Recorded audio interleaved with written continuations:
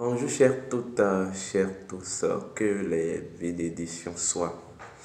Bienvenue dans cette nouvelle capsule dont le thème s'intitule Les Pentagones des États-Unis. Code, principes et vérités. On m'appelle Stri Euseb Arrondier. Je suis instructeur spirituel, je suis métaphysicien, je suis homme de connaissance. Bon, ça étonne beaucoup d'entre vous et beaucoup d'ailleurs que nous venons aborder sur une chaîne métaphysique les pentagones ou le pentagone. En fait, il n'y a pas ce domaine qui peut échapper en fait à la technicité métaphysique. La technicité métaphysique intervient dans tous les domaines. Car en fait, chaque chose est dotée d'une identité. Et tant que tout est issu, chaque chose est issue d'une identité, la métaphysique aura toujours son mot à dire sur cette chose-là. Mais avant de commencer, je tiens fondamentalement à faire une mise au point. Une mise au point à certains imbéciles des réseaux sociaux qui racontent du n'importe quoi et de rien. Vous entendez souvent certaines je vais dire, bombes spirituelles venir vous dire, oui, la connaissance est universelle, il ne faut pas tout le temps parler de l'Égypte, pourquoi on ramène toi à l'Égypte, tant bien que la connaissance est universelle, il y a des peuples, des traditions qui ont posé la pierre angulaire de son accessibilité. C'est votre science, je parle des occidentaux, qui est venu nous dire que l'Afrique est 3 fois mère de la connaissance, mère de la civilisation et mère de la science. Et si on considère que l'Afrique est 3 fois mère, et qu'on considère que l'Afrique est le berceau de l'humanité, si je tiens compte du fait que vous dites que l'Afrique est le berceau de l'humanité, mais si l'Afrique est le berceau de l'humanité, c'est le berceau de tous les éléments, la source de tous les éléments qui ont contribué à la création aussi de l'humanité, dont la connaissance spirituelle. Donc, ce n'est pas quand on parle de l'Égypte antique, ce n'est pas en fait vous faire la promotion d'une race. Ce n'est pas pour faire la promotion d'une religion. Mais comme vous ne voulez pas, l'Afrique, Karma, est la mère de la connaissance. Pour mieux clarifier ce que je dis, nous allons retourner dans votre Bible à vous. Bon, de toute façon, je vous ai déjà dit que c'est un livre de code de spiritualité ancestrale. Voilà. L'histoire de Noé. Dans l'histoire de Noé, il est dit que Noé avait 3 garçons. Et les 3 garçons, il s'agit de Sem, Cham, Japheth. Ou Sem, Cam et Japheth. Et que Cam était l'enfant aîné de Noé. Et qu'en réalité, c'est Cam seul qui était autorisé à avoir la nudité de Noé. Mais au moment, un jour, Noé s'est saoulé du vin. Et lorsqu'il s'est saoulé du vin, il est venu se coucher dans son lit. Et dans son lit, Cam est entré dans la salle, a vu son père nu. Et il est sorti, il est venu voir les 2 autres. Il les a dit, mais papa est nu. J'ai vu papa nu. Et Cam dit, et les 2 autres ont pris un drap et ils se sont approchés de leur père en reculant. à couvrir sa nudité de doigt et de cette drap avant de le regarder en face. Ça veut dire qu'ils n'ont pas vu la nudité de leur père. Et puis, le Noé se réveille et dit, à partir d'aujourd'hui, Cam, tu seras l'esclave des descendants de tes frères. Bon, pour commencer, sachez que cette histoire n'a rien de vrai. C'est une légende inventée. Une légende inventée pour expliquer certains principes spirituels. Je m'explique.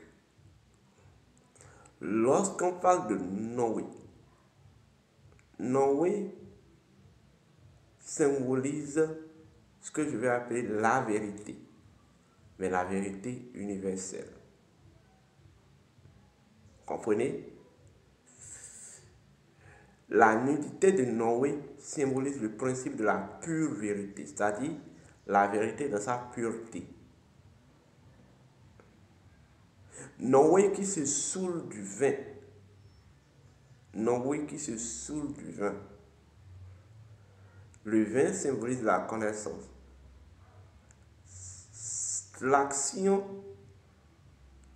de se saouler du vin énonce encore un autre principe. La vérité, en fait, la vérité vit son extase par la connaissance. L'extase de la vérité, c'est lorsqu'elle devient un réceptacle à la connaissance, lorsqu'elle devient en fait,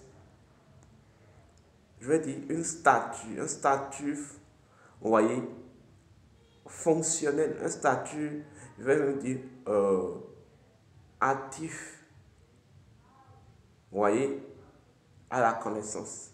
Donc, Noé qui se saoule du vin, c'est la vérité de la connaissance. Vous voyez, Noé tout court symbolise la vérité. Noé qui se saoule du vin symbolise la vérité de la connaissance.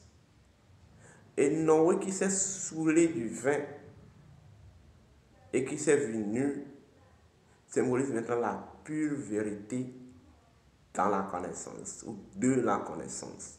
Vous voyez les niveaux? Vous comprenez?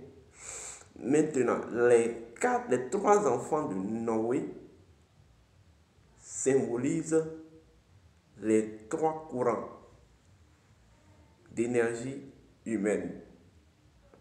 En fait, je vais vous dire tout simplement les trois courants d'énergie manasique. Parce que en réalité, la mémoire est dotée de son énergie spécifique et de sa configuration énergétique. Et comme vous le savez, la mémoire, c'est l'indice capacitaire. Comme vous le savez, c'est l'indice capacitaire. Un être humain, vous voyez, un être humain, c'est un être divin, mais doté d'une mémoire, doté d'un indice capacitaire. Et quand on parle de l'humanité, en fait, c'est des créatures, vous voyez, manasiques. C'est des créatures, en fait, c'est des créatures dotées d'un statut manasique. Ou c'est un système dans lequel la mémoire, en fait, en est le modus operandi ou le mode opératoire.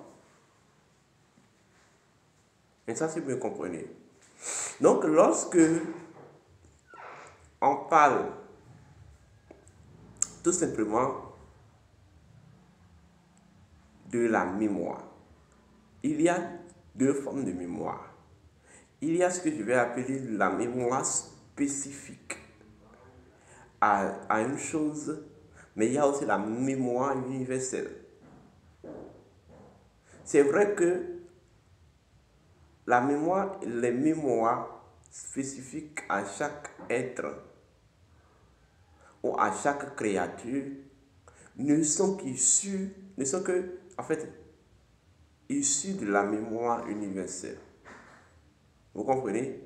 Donc, chaque mémoire, chaque créature ou chaque race oui, chaque race de création, en fonction de son code identitaire, a sa configuration capacité particulière, répondant à ces fonctions identitaires. Donc, lorsque nous prenons le règne des humains, lorsque nous prenons l'être humain, c'est tout simplement cette entité divine qui, en fait, a décidé de faire l'expérience, vous voyez, active, ou de faire l'expérience active de son pouvoir capacitaire. C'est ce que c'est que l'être divin. Mais il a dû commencer d'abord par le règne minéral, le règne animal, le règne végétal, le règne animal, pour accéder au règne onéral. C'est au sein du règne onéral qu'il dispose, vous voyez, du plein, en fait, de la totalité. Vous voyez, il dispose du droit de l'exercice total sur son indice capacité. Il peut exercer de façon totalitaire son indice capacité. C'est ce que c'est qu'un être humain. Vous voyez? Contraire aux autres espèces de la nature. Donc, chaque être humain, ou je vais dire, le mana de cet être qu'on appelle l'être vertical est configuré en 3 courants. Vous voyez?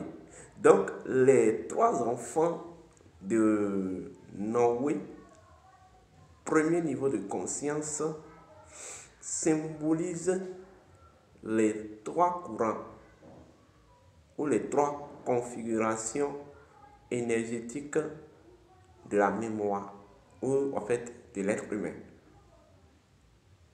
ou de la mémoire de cette entité qu'on peut appeler, voilà, de cette entité-là.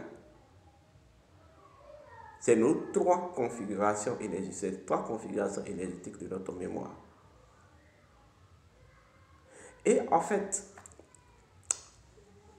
la connaissance, la mémoire joue un grand rôle dans l'accessibilité de la connaissance. Donc les 3 races ou les 3 enfants de Noé symbolisent en même temps les 3 mécanismes, vous voyez, mental, ou les 3 mécanismes capacitaires qui permettent, vous voyez, à l'être qui établit un processus d'accessibilité, de connaissance ou de vérité de la connaissance à l'être. La manière dont les japhétiques en fait, cernent la connaissance ou cernent la vérité, voient la vérité, ce n'est pas absolument les mêmes que les sémitiques ni les kamites. Ce n'est pas du tout les mêmes. Tant bien qu'elle est unique et universelle, la vérité. Vous voyez? Donc, nous avons les 3 enfants de Noé. Vous voyez? Cam, qui symbolise la première configuration énergétique de la mémoire. Vous voyez? Qu'est-ce que je vais appeler le paradigme symbolique. Vous comprenez? Nous avons celle qui est la première configuration, vous voyez, énergétique de la mémoire, vous voyez, qui est en fait, qui symbolise fondamentalement le paradigme d'expansion. Vous voyez, le paradigme d'expansion. le paradigme d'expansion, ou je vais même dire le paradigme de la logique. Et le troisième, c'est la troisième configuration énergétique de la mémoire, qui est le paradigme du raisonnement. Ou autrement dit, le paradigme de la matérialité. C'est-à-dire, cette configuration énergétique, c'est ça qui fait que l'être a envie de sentir les choses, vivre les choses, en fait, ressentir la palpabilité des choses et autres. Or, l'autre, le second est plus dans l'expansionnalité. Or, le premier est plus dans la profondeur. C'est ça qui donne un élan de profondeur à l'être. Le premier paradigme que symbolise l'enfant Cam. Vous voyez? C'est vrai que biologiquement parlant, la science a dit que Cam, c'est le père des Africains. Mais en réalité, Cam est une configuration énergétique de la mémoire. C'est ça qui représente la possibilité de la mémoire à sa profondeur. Ou bien, en fait, la profondeur des mémoires. Vous comprenez? La profondeur des mémoires. Donc, lorsqu'on vous dit que, en réalité, Osiris, le momie d'Osiris se trouve dans la profondeur du Noun. Les momies d'Osiris se trouvent dans la profondeur de la terre. Les gounes d'Osiris se trouvent dans la profondeur de la terre. Donc, Osiris étant l'authenticité, Osiris étant l'harmonie, Osiris étant même l'esprit du Noun, c'est-à-dire l'esprit de la vie. On dira en fait, c'est cette configuration énergétique qui permet à la mémoire, vous voyez, de servir de base fonctionnelle, de base opérationnelle à l'aide dans son processus d'authenticité. Vous comprenez? Osiris se trouve dans les profondeurs. Ce n'est pas pour rien que Isis a dû intervenir pour qu'Osiris soit momifié par sexualité. Or, quand on parle de l'activité coïtale, c'est l'entrée en profondeur. Vous comprenez? Donc, lorsqu'on vous dit que Cam, tu seras en fait l'esclave de la descendance de tes frères, l'esclave symbolise serviteur. Vous comprenez? C'est la profondeur qui sévit la surface. Oui. C'est la profondeur qui sévit la surface. Et c'est la profondeur qui absorbe tout. Comprenez ça comme ça, en fait. Donc, inévitablement, Cam et les enfants, et la civilisation qui met demeure en fait la source de la connaissance et de la tradition. Tout est issu de chez nous. Oui, tout est issu de chez nous. Les gens peuvent se demander, est-ce que chacun d'entre nous, nous sommes dotés ou bien de par notre couleur de peau et nous sommes liés à une configuration énergétique de la mémoire? Non. En fait, toutes les configurations y sont. Maintenant, chacun, en fonction de son niveau de développement spirituel, a sa tendance. Vous voyez? Certains, vous allez constater que certains, dans leur attitude de réflexion ou dans leur attitude d'intuition ou dans leur attitude de fonctionnement, c'est des gens qui aiment agir en profondeur. C'est des gens qui aiment agir de façon en fait intrinsèque. Ça, c'est ces personnes-là qu'on appelle les véritables kémites. Au moment où les gens tout leur élan est poussé, d'autres, tout leur élan est poussé vers l'expansionnalité, d'autres, tout leur élan est poussé vers la palpabilité. C'est-à-dire, si quelque chose n'est pas palpable, ce n'est pas vrai. Vous comprenez? Donc, les trois configurations, ils sont. Mais bon, vous pouvez être un autre même de peau blanche et avoir un élan de profondeur et d'authenticité. Ça veut dire que vous êtes un kémite. De part, en fait, c'est l'énergie kémite ou c'est la configuration kémite qui est prédominante dans votre organigramme mental, dans votre organigramme manasique. Vous verrez d'autres noirs comme certains esprits locomotisés de l'Afrique, comme nos chefs d'État. Tout le temps là, ils sont là pour des biens matériels. C'est juste la matérialité qui les intéresse. C'est juste l'acquisition, la possession qui les intéresse. C'est les gens dont la configuration dominante de leur organigramme manasique est, je vais même dire, le japhétisme. Pourtant, ils sont noirs. Donc, il ne s'agit pas de faire du racisme. Vous comprenez déjà ce que je veux dire. Lorsqu'on parle du pentagone, d'abord on ne peut pas parler du pentagone sans parler de la géométrie sacrée. Oui, la géométrie sacrée. Toutes les formes ne sont que des centres d'opération ou des centres fonctionnels peut-être manifestés ou peut-être tangibles ou intangibles, parce qu'il y a la forme manifestée et la forme non manifestée. Donc, la forme ne sont que des centres opérationnels, tangibles ou intangibles, d'un principe, d'un code identitaire, d'une intelligence. Vous comprenez?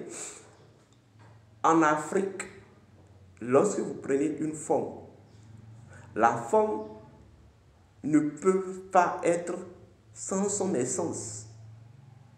Donc l'essence, c'est en réalité son code d'identité, son intelligence. Donc toute forme que vous voyez n'est que en fait une base d'exercice. Ce n'est qu'une base, ce n'est qu'en réalité un sanctuaire d'exercice d'un principe, d'une intelligence.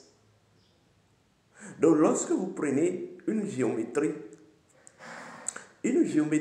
c'est comme une architecture. C'est comme l'architecture, vous voyez, d'une intelligence. Dans sa magie, vous voyez, manifestée, dans sa magie, dans l'exercice de sa magie, à l'état manifesté ou à l'état non manifesté. Donc, lorsque vous voyez une géométrie, c'est que l'un des premiers réflexes qui arrive, c'est la magie. La géométrie représente fondamentalement une forme manifestée ou non manifestée de l'exercice magique d'un principe. Voilà pourquoi, avec une géométrie, on peut faire agir un principe, on peut faire agir l'intelligence d'une essence, on peut faire agir la magie. Vous voyez? D'un principe. Une géométrie représente un point, vous voyez, de sympathie entre un code identitaire et le temps et l'espace. C'est-à-dire c'est le point de sympathie d'un code identitaire, d'un principe dans le temps et dans l'espace. C'est-à-dire que si un principe doit en fait fonctionner dans le temps et dans l'espace, dans un visée sympathique, il a besoin d'un point. Et en fait, la géométrie représente le point. Vous comprenez? Vous êtes en face de certaines géométries, vous devez savoir que vous êtes en face d'un centre opérationnel. Vous êtes en face peut-être d'un centre opérationnel, je vais dire manifestement manifeste, tangible ou intangible. Vous voyez, d'un principe ou de la magie d'un principe. Vous êtes en face tout simplement d'un sceau. Vous êtes en face de la configuration vibratoire d'un principe. Et dans la configuration vibratoire, nous avons la configuration vibratoire porte les processus de d'évolution, de mutation et d'évolution, vous voyez, du principe. C'est ce que c'est que la géométrie. Toutes les choses dans la nature ne sont que des formes de géométrie, c'est-à-dire des points d'exercice de la magie d'un principe dans le temps et dans l'espace. Toutes les choses dans la nature ne sont que des figures, ne sont que, en fait, des points sympathiques ou des points, vous voyez, d'exercices sympathiques des principes. Car le paradigme de l'animisme dit ceci: toutes les forces doivent constamment s'équilibrer. Donc, lorsque vous prenez le Pentagone, c'est vrai, vous voyez le Pentagone comme le centre de commandement des États-Unis. Mais d'abord, pour commencer, la première vérité que j'aimerais vous donner, j'aimerais aider votre esprit à voir, c'est que les États-Unis constituent une terre.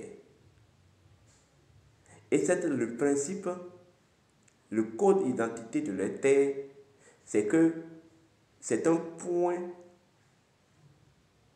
d'énergie prémisse universelle.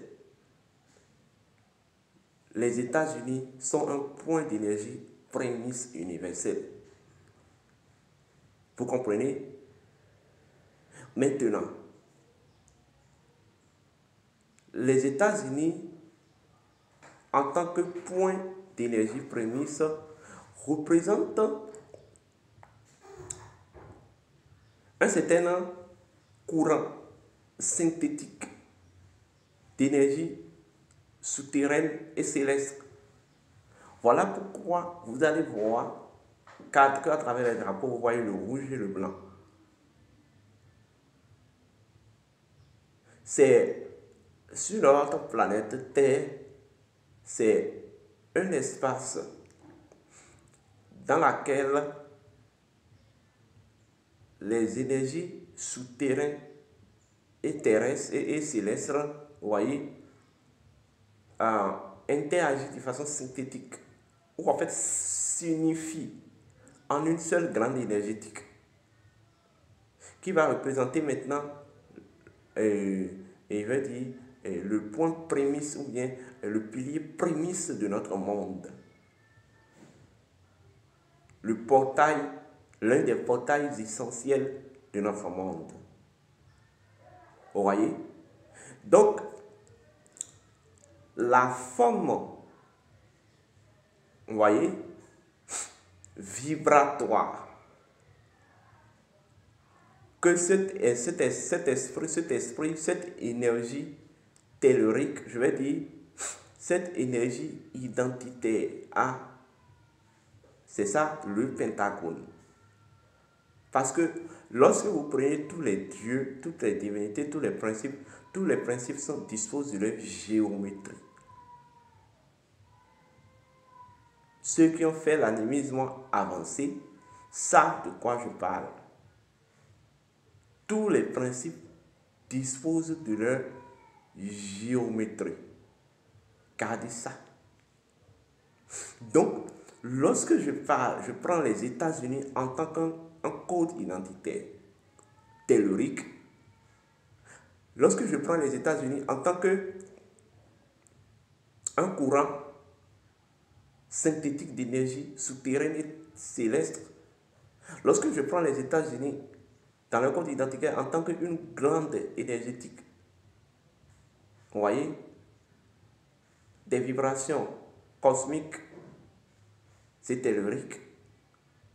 Lorsque je prends les États-Unis comme en fait un repère, je suis toujours dans l'identité de la terre américaine. Lorsque je prends les États-Unis en tant que,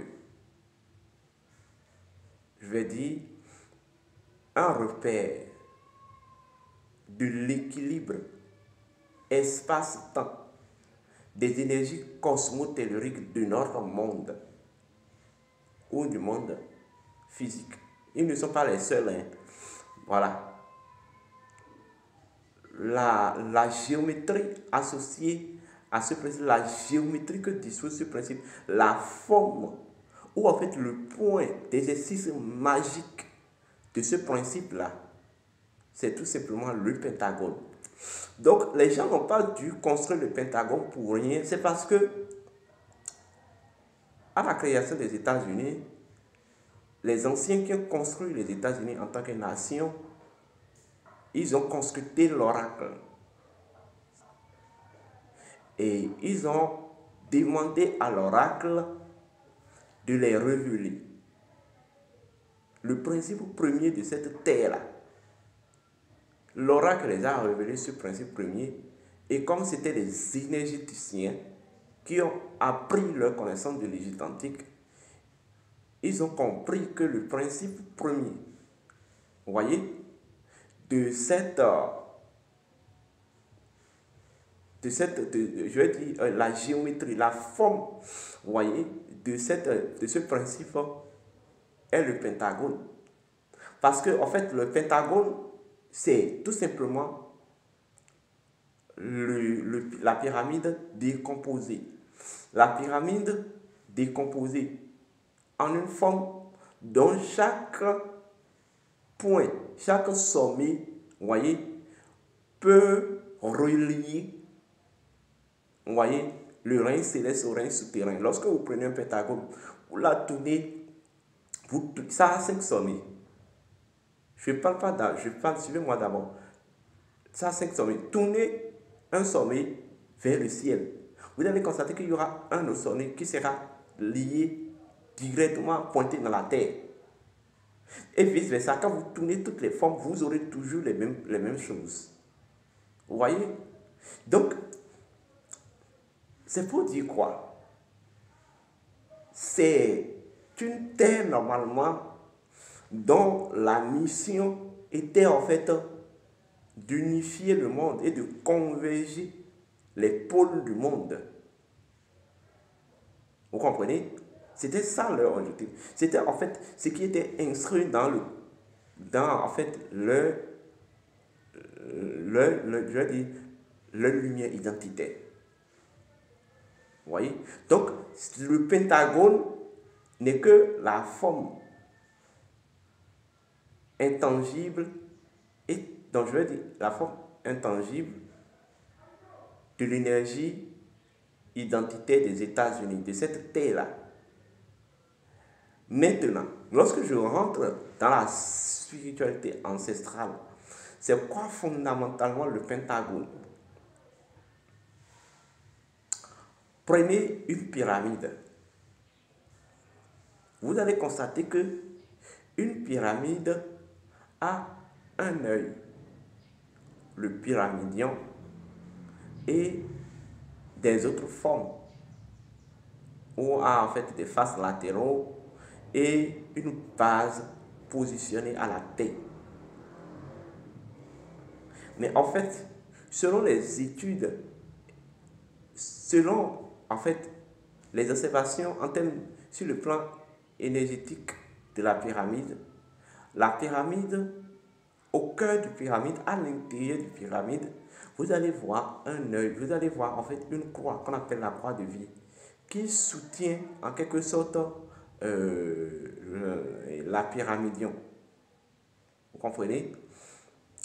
L'œil qui est planté au ciel, en fait, qui représente l'œil d'Horus, est en quelque sorte le portail ou le point de transmission, vous voyez, entre les énergies célestes et souterraines.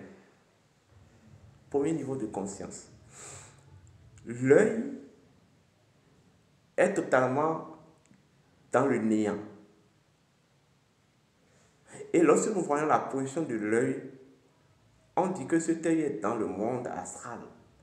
Voilà pourquoi on dit qu'elle symbolise l'oracle. Donc, après, vous allez voir, lorsque vous descendez dans la pyramide, vous allez voir le pyramidion.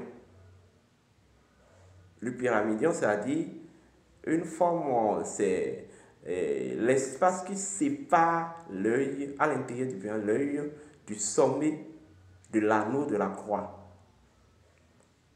Et là, ça symbolise la mémoire cosmique. La mémoire cosmique. Vous comprenez? Maintenant, vous avez la croix de vie proprement dite. La croix de vie n'est qu'un réceptacle, vous voyez, de l'énergie vitale universelle. Mais à travers les trois mondes. Maintenant, vous avez vous avez les quatre angles qui relient la terre à l'œil. Et ces quatre angles représentent les quatre divinités fondamentales de l'Égypte antique: Osiris, Isis, Seth et Nephthys. Vous comprenez? Puis, enfin, vous avez maintenant un autre œil qui est en fait pointé vers le noyau de la terre. Donc, normalement, la pyramide, normalement, il y a un œil souterrain et un œil céleste. C'est pour dire pourquoi ils ont dû planter un œil souterrain et un œil céleste. L'œil souterrain et l'œil céleste sert de point de transmission entre les énergies souterraines et entre les énergies cosmotelluriques. C'est le point de raccord, c'est le point de transmission, c'est le portail de circulation entre les énergies cosmotelluriques. Vous comprenez? Vous voyez? Maintenant, cette pyramide représente tout simplement l'architecture de l'univers. L'univers est ainsi fait.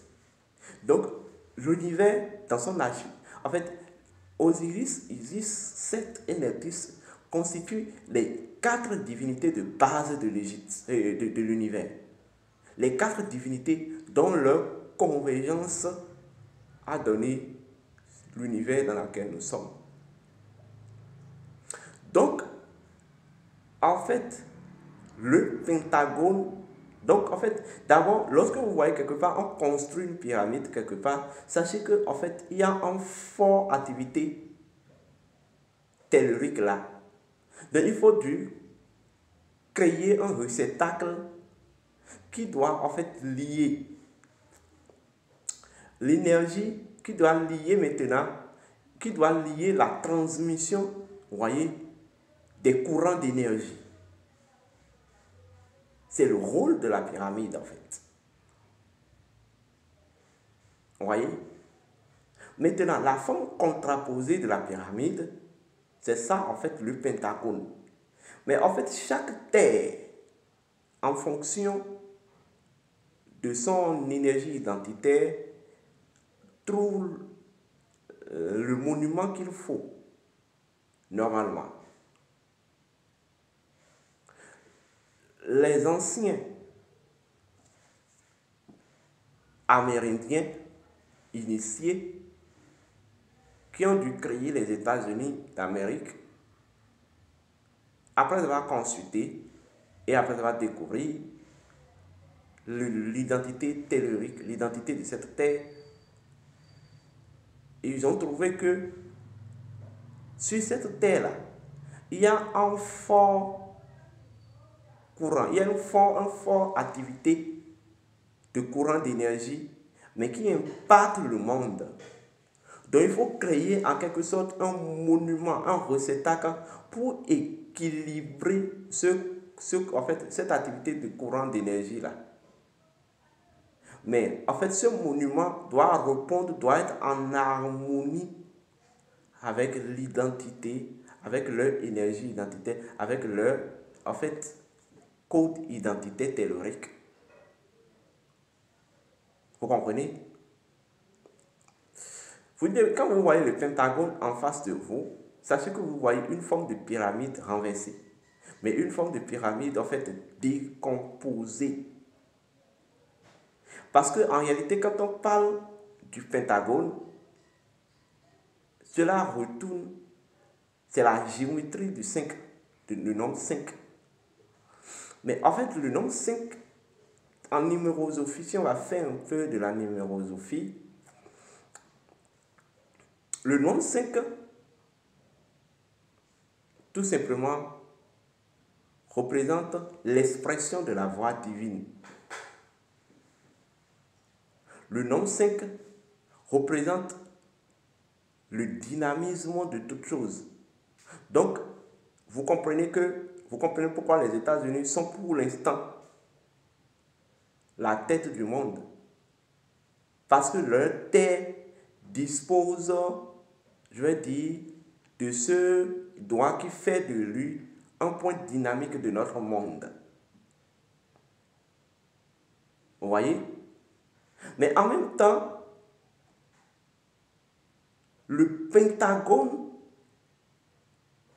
est la forme synthétique des 5 plans essentiels. Sinon, en fait, tu as dit des 5 plans essentiels, sinon c'est 7 de la nature. Le pentagone unit 5 plans essentiels.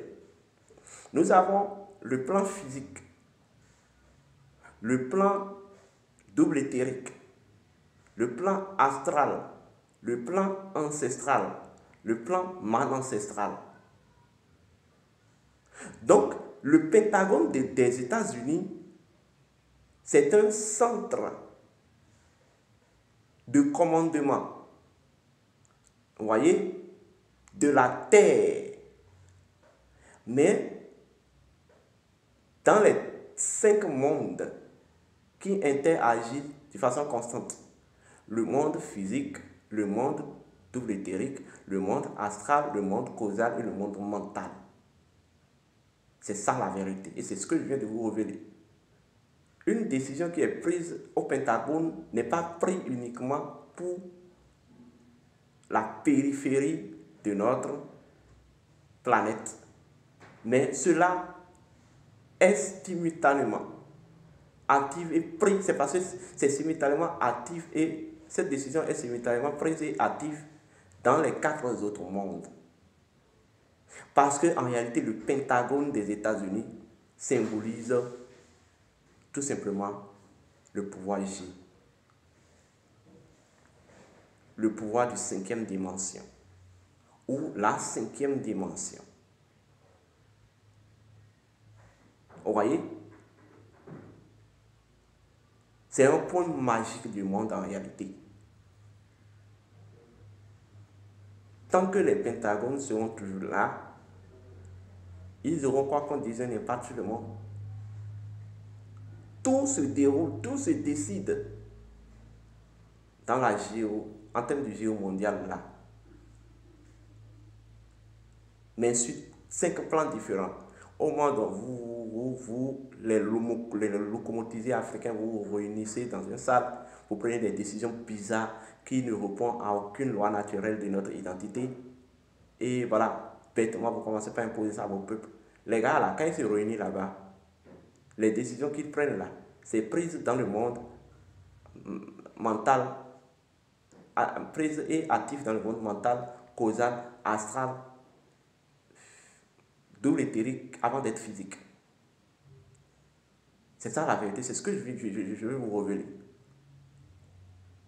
Maintenant, pour finir, pourquoi on dit que les pentagones représentent en même temps le centre militaire du monde ou le centre militaire des États-Unis? Cela va nous faire retourner encore à l'Égypte antique. Typiquement, un dieu très essentiel de l'Égypte antique qu'on appelle le dieu Geb. Geb qui est considéré comme le dieu de la terre, la cinquième divinité. Mais Geb qui est aussi considéré comme la force des armées. Geb qui est l'énergie tutélaire des armes et des armées. En fait, quand on parle du Geb, étymologiquement, ça parle aussi de la guerre. Ça veut dire tout simplement essence de la guerre. C'est de là est venue l'expression selon laquelle celui qui marche sur la terre ne peut pas faire la guerre contre la terre. Vous comprenez? Donc le 5, le pentagone, le 5 et le pentagone fait référence au dieu Geb. Donc lorsque vous retournez dans la Kabbale juive, on va parler de Geburah, le dieu de la guerre et des armées, la planète Mars, qui est en fait le principe cosmique de notre monde et même de notre plan. C'est vrai que le dieu Thoth est présent, mais c'est de ça il s'agit.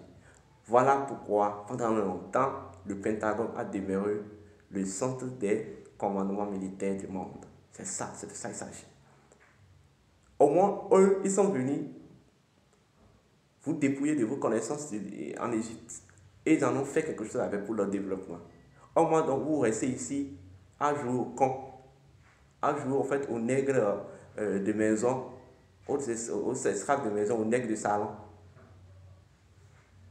C'est ça en fait. En son temps, je vais vous révéler le code mystique de l'hexagone. Le code mystique de l'hexagone et le code mystique du Kremlin. Et comment le Kremlin a une relation avec le dieu Horus. Et quel rôle, pourquoi, quoi qu'on dise, dans le nouvel ordre mondial, la Russie sera le précurseur de l'essence, que vous ne voulez ou pas. Oui, que vous ne voulez ou pas. Lorsqu'on va prendre, par exemple, les pays africains, combien de pays africains ont dû créer des monuments, vous voyez, qui représentent des réceptacles à l'activité de l'énergie identitaire de l'État. Il n'existe pas. Il n'existe absolument pas. Et pourtant, vous donnez des noms bizarres à ces identités-là, à ces institutions que vous créez, qui ne relèvent même pas de votre identité. Mais sachez que quand on parle du Pentagone, c'est typiquement africain.